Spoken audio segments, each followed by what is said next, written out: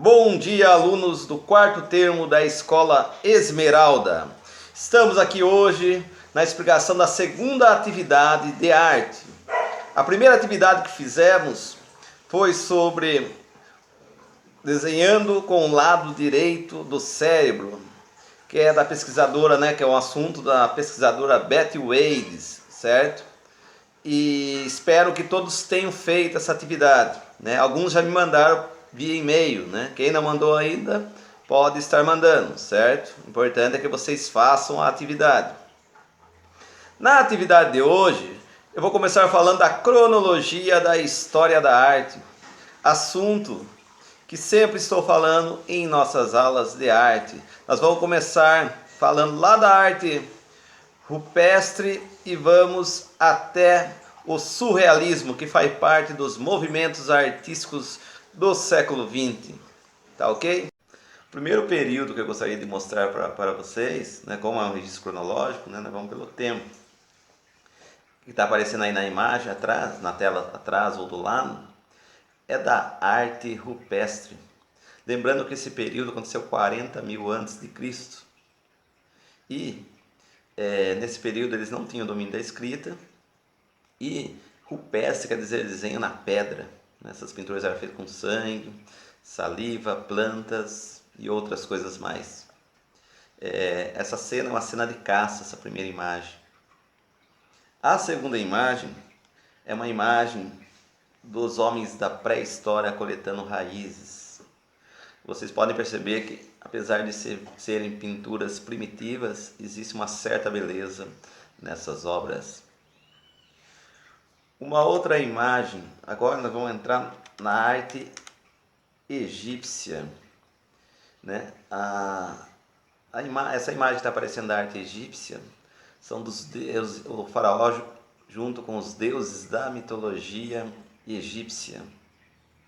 Você pega e aparece o Horus, o deus Sol, que é representado na imagem do falcão, tanto que tem um cara vestindo uma cabeça de falcão. E o outro personagem mitológico é do Anubis, o deus da morte. Então, está o faraó entre esses dois deuses. A outra imagem é uma imagem que mostra o Anubis, que é o deus da morte, e o faraó no sarcófago deitado, morto, e o deus da morte ali junto com ele. Depois vem o período da arte grega. Na arte grega, essa primeira imagem que está aparecendo aí, é da arquitetura grega, é do Parthenon, certo? É um dos templos do período grego, da Grécia Antiga. Uma outra imagem que está aparecendo é do Discóbulo, que é um personagem das Olimpíadas, Foi lá na Grécia Antiga que surgiu as Olimpíadas. Vocês podem ver que ele tem um corpo bem definido, porque foi na arte grega que começou a se cultuar o belo. Se a gente pegar na arte rupestre e na arte egípcia, as pinturas eram feitas num sentido espiritual, religioso, ritualístico. Já na arte grega, eles já começaram a valorizar essa questão do homem, a questão da anatomia do corpo humano, a beleza, tanto que o corpo é um pouco musculoso, chega a ser até um pouco musculoso o corpo, coisa que não era cultuado na arte egípcia. Mas também na arte grega eles não deixaram também de cultuar os seus deuses da mitologia grega. A outra imagem é do Poseidon, que é um personagem, é um deus da mitologia grega, muito conhecido na nossa cultura. A mitologia grega está muito próxima da nossa cultura. Vocês podem ver que nessa imagem que está aparecendo aí do Poseidon, também o corpo dele, vocês percebem que o corpo dele é bem definido, na questão anatômica, que é você cultuar o belo, certo? Agora nós vamos entrar para um outro período, que é o período da arte romana. Essa imagem que está aparecendo da arte romana, percebam que é uma imagem do imperador e ele não...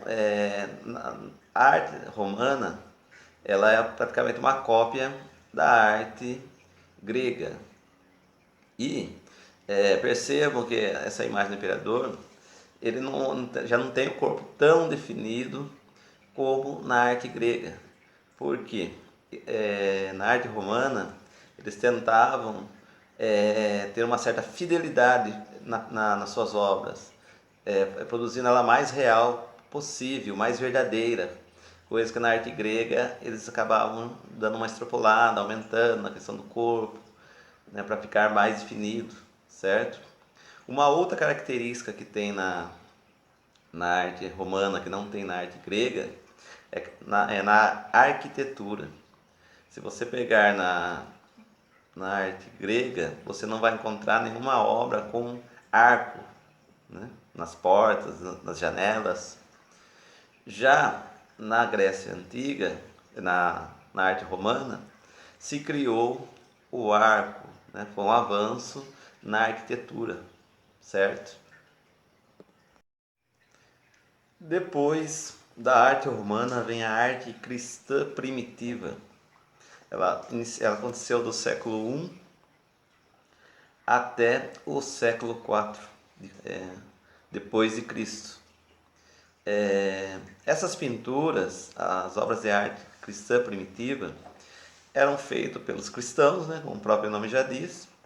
E os cristãos, depois da morte de Jesus, né, como vocês sabem, eles foram perseguidos.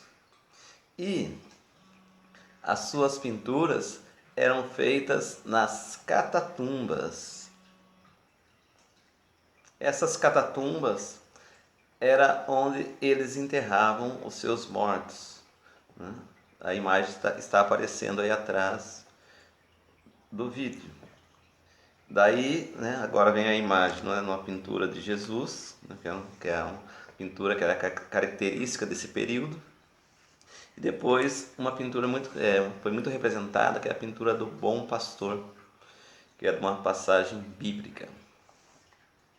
Depois vem o outro período, que é da arte bizantina. Foi nesse período o Império já tinha, o imperador tinha se declarado cristão e ele começou a se dizer como representante, se apresentar como representante de Cristo aqui na Terra. Essa arte ela ficou muito conhecida pelos mosaicos, né? Essa obra que está aparecendo atrás, né? Mosaicos são esses ladrilhinhos que vocês podem ver que tem, né? Até hoje esse tipo de arte é feito. Também ela ficou conhecida pelos vitrais, né? Aí vocês podem ver que tem um vitral de uma igreja. Foi através de um papa chamado Bruno Magno, que ele, na Bíblia tem uma parte que fala a questão da imagem, de cultuar imagens. E naquele período ele justificou que eles não estariam cultuando a imagem, eles estariam ensinando o cristianismo através dessas imagens. Porque nesse período a maior parte das pessoas eram analfabetas. Então eles começaram a usar, e a Bíblia, né, a história de Cristo, é toda relatada através, né, através dos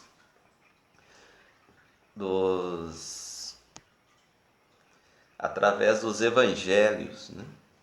E como a maior parte do pessoal era analfabeto, então se começou a usar essas imagens para ensinar o cristianismo a essas pessoas.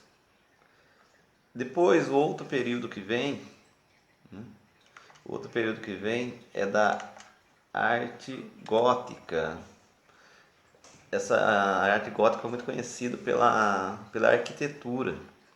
Aí, atrás aí está aparecendo a imagem aí da Catedral de Notre Dame, lá em Paris, né? Até um tempo atrás aí ela acabou pegando fogo, mas já estão restaurando. Vocês podem perceber que uma das características dela se vocês olharem na arquitetura, são o pé direito da construção, as colunas são muito altas e todas, né, a parte de cima da igreja são todas pontudas, muito grandes. Eles queriam mostrar a grandiosidade do cristianismo, né? E depois a outra imagem que está aparecendo é da Catedral da Sé, que ela também é do estilo gótico, certo? Vocês podem perceber que nas janelas existe o arco, né? Arco de ogiva, é um arco pontudo, né? Também no meio da igreja, da imagem, tem um negócio redondo que chama rosácea. Tudo isso são características da arte gótica. E também continuou a mostrar os vitrais, certo?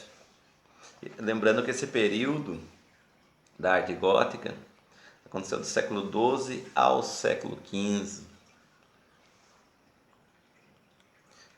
Depois a gente vem no Renascimento.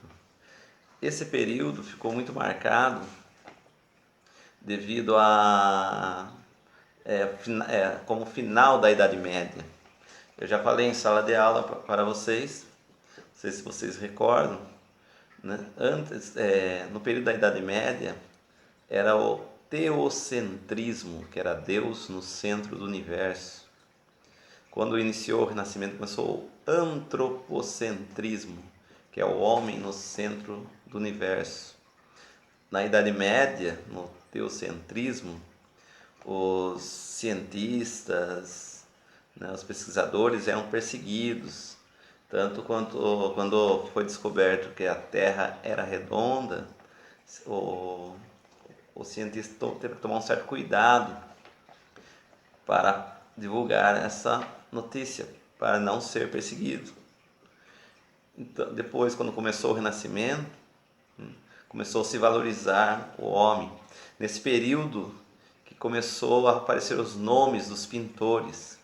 Vocês percebam que eu já falei vários períodos aí da história da arte e não falei do nome de artistas, porque nessa época, no teocentrismo, os artistas não eram anônimos, diferente no período do Renascimento, que é o teocentrismo.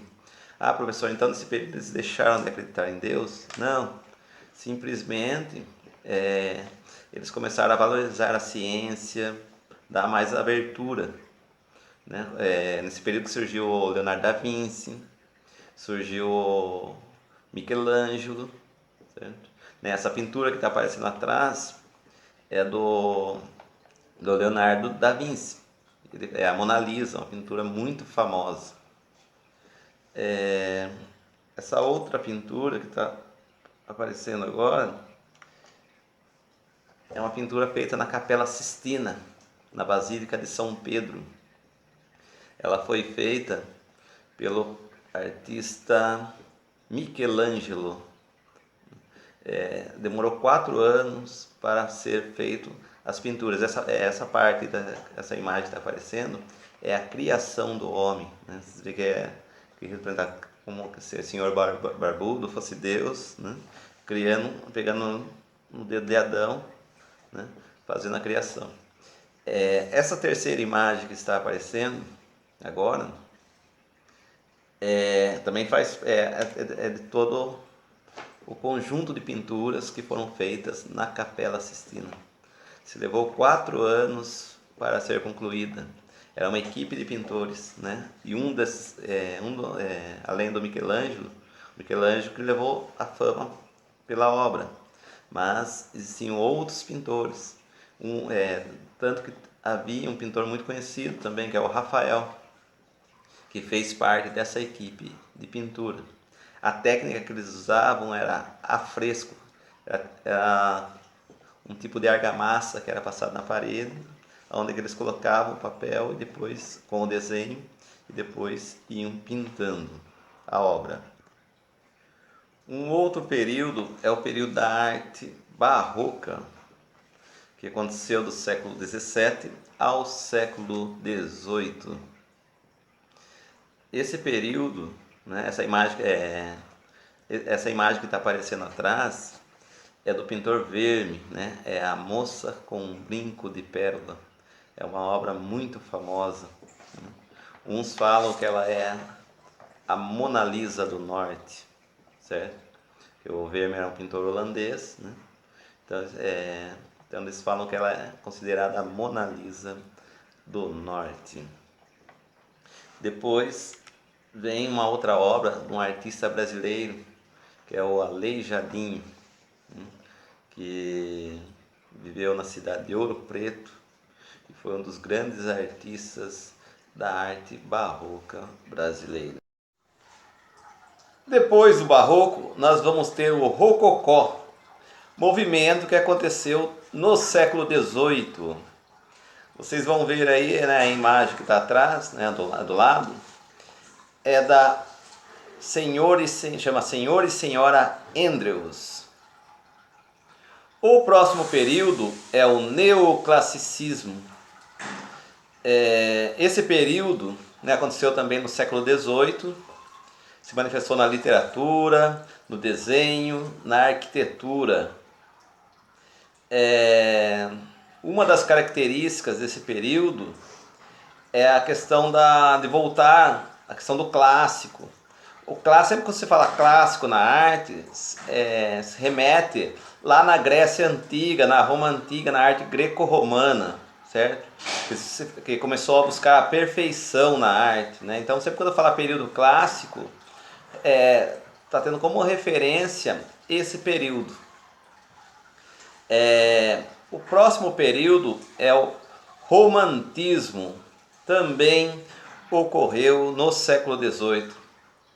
Esse movimento se manifestou na literatura, na música e na arquitetura e nas artes visuais. O romantismo, ele vai se aprofundar muito na literatura. Quando você estiver no ensino médio, né, vão ter a matéria de literatura no português, e vocês vão estar se aprofundando nesse assunto. Mas uma das características, né, vou ler aqui, ó, tinha a intenção de retratar o drama e as emoções humanas, os amores trágicos e os ideais utópicos, né? No Brasil vai ter vários escritores, né, que puxaram essa linha do romantismo, certo? Também exaltava o nacionalismo, os feitos históricos, né? A valorização da natureza, do sentimentalismo. Depois, o outro período é do impressionismo, né? Esse período é muito conhecido, né? Um dos pintores referência do impressionismo é o Monet. Essa pintura que está aparecendo atrás é Nascer do Sol, certo? Qual a característica do impressionismo? Vocês estão percebendo que a arte ela vai mudando, ela vai se transformando no decorrer do tempo. E os pintores impressionistas, eles começaram a dissolver a imagem. Esses pintores, né, a maioria lá franceses, né, e eles iam de manhã, e a Europa, né, a Europa é frio, muito frio. O sol vai sair lá para meio-dia. E o que esses artistas faziam? Eles iam, né, ao ar livre e começavam a pintar, nessa pintura aí, Nascer do Sol, começava a olhar. E daí tava aquela neblina, né? Então ele começava a pegar essas nuances de neblina na pintura. E daí a pintura dava uma impressão de pintura, né? Ela ficava meio distorcida, né? Porque ele tava pegando, né, toda, né, aquelas gotículas da neblina. E daí, quando eles foram apresentar essas pinturas para os críticos de arte, os críticos falaram, isso não é uma pintura, né? Porque se batia na questão acadêmica. Isso aí parece uma impressão de uma pintura. Por isso que veio o nome impressionismo, né? Foi uma forma que eles estavam ridicularizando esses pintores, certo? Um outro período que eu deixei de falar, que é antes do impressionismo, é o realismo, né? Até pulei, mas ele vem antes. Ele ocorreu, né? Tanto o impressionismo como o realismo ocorreu no século XIX. O realismo foi o período que eles começaram a transformar a arte, mudar a forma de ver a arte. Se você pegar uma pintura, a pintura realista, eles começaram a retratar pessoas do dia a dia, porque antes do realismo você não podia pintar pessoas simples. Você ia fazer a pintura de um rei, de alguém da nobreza, um conde, um duque. E esses pintores começaram a mudar a forma de ver, né? Eles começaram a se politizar também. Esse período aconteceu na época da Revolução Industrial também, né? E eles começaram a ter uma consciência política. E daí começaram a pintar pessoas simples, né? Pintaram essa pintura que vocês estão vendo aí atrás é do Colbert. E são de camponesas, né? Ali trabalhando ali na roça. Então eles começaram a mudar a forma de ver a arte. Depois um outro pintor, esse é um pintor brasileiro, chama Almeida Júnior. Esse pintor em especial, ele viveu muito próximo da gente. Vocês já viram falar na cidade de Itu, né? Ele é da cidade de Itu. E ele, né, ele foi para Paris estudar lá no Salão de Belas Artes. E quando ele voltou, ele começou a pintar pessoas simples, né? Pessoas do dia a dia. E essa é uma das pinturas dele, que chama O Caipira Picando Fumo, que é o caipira, né? Nós somos caipira, quem nasceu no interior é caipira, quem nasce no litoral é caiçara, né? São línguas, uma língua indígena, né? São palavras indígenas, né? Caipira, quem nasceu no interior, no centro, no interior, e quem nasceu no litoral é caiçara, certo? Né? Então essa pintura ficou muito conhecida por essa pintura, o Caipira Picando Fumo. Agora, pessoal, que eu já falei desses períodos, nós vamos entrar no surrealismo, que faz parte dos movimentos artísticos do século XX. O texto que estarei passando para vocês fala sobre o surrealismo, movimento que iniciou no século XX. Ele está dentro daquele texto que eu passei para vocês sobre movimentos artísticos do século XX. Né? Para quem não sabe, o século XX se inicia a partir de 1900. Esse movimento, ele rompeu, não só ele como os outros movimentos do século XX, eles romperam aquele padrão acadêmico, né, que se existia na arte, né, quebrando todo aquele paradigma, aquele padrão que existia. E o texto que vocês vão estar recebendo vai estar falando um pouco disso. Começa falando de um artista chamado André Breton, né? Esse artista que foi o criador do manifesto do surrealismo, né? Que a base era quebrar o racionalismo e a materialidade. Assunto que eu vou estar aprofundando com vocês melhor na próxima atividade. Depois vai ter uma palavra que fala onírico. Onírico tem a ver com sonhos, né? Os pensamentos, nossos pensamentos durante o sonho. Ah, professor, mas de onde esses artistas tiraram isso? Toda essa arte do surrealismo, a base dela vem dos pensamentos de Freud. Freud, para quem não sabe, foi o pai da psicanálise, né? A psicanálise que estuda a mente do ser humano. Depois vai ter um breve histórico falando de um artista muito famoso, um artista espanhol chamado Salvador Dalí. Esse artista, as pinturas que ele produziu, foi toda baseada no movimento surrealista, certo? Eu não vou me alongar muito nesse vídeo, que ele já está ficando longo.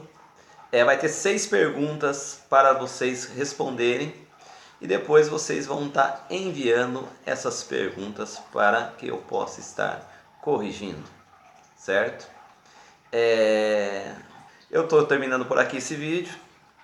Espero que todos estejam bem. Um abraço. Fiquem com Deus.